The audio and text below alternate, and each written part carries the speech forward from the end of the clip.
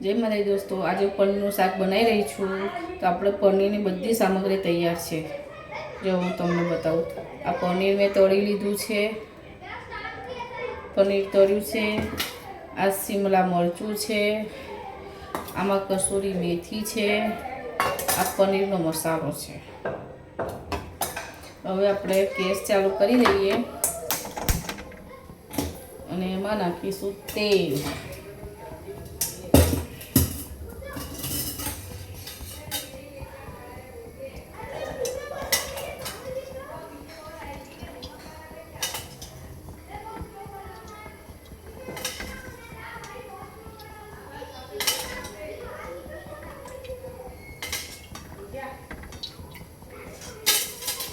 એમાં મેં 4 પરી તેલ નાખી દીધું છે। ઓકે, હવે એમાં નાખીશું 2-4 લવિંગ, તેજપત્તા,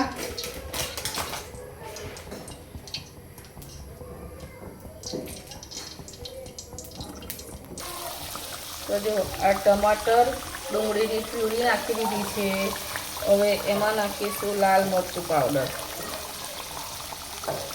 તમારે જેટલું જોઈએ એટલું લાલ મરચું પાવડર, હળદર અડધી ચમચ, પછી થોડું ધાણા જીરું, પછી એને બરાબર મિક્સ કરી લઈશું।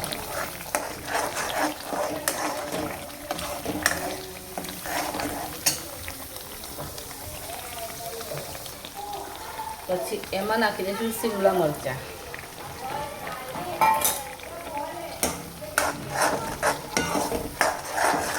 કેટલો મસ્ત કલર આવી ગયો। જો હવે આપણું સાઈડમાંથી તેલ છૂટું પડી ગયું છે, એનો મતલબ કે મસાલો સરસ પાકી ગયો છે। હવે એમાં નાખીશું કસૂરી મેથી,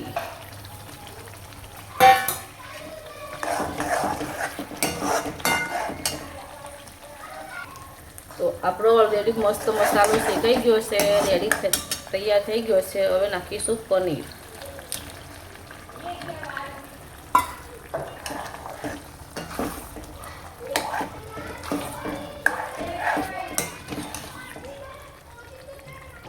તો હવે ઓલરેડી આપણું પનીરનું શાક બની ગયું છે। જો તેલ છૂટું પડી ગયું અને પનીરનું શાક કમ્પ્લીટ થઈ ગયું છે।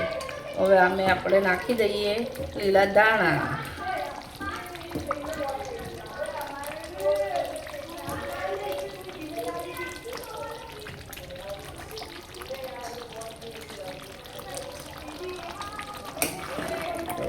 એટલું મસ્ત શાક બનીને તૈયાર થઈ ગયું।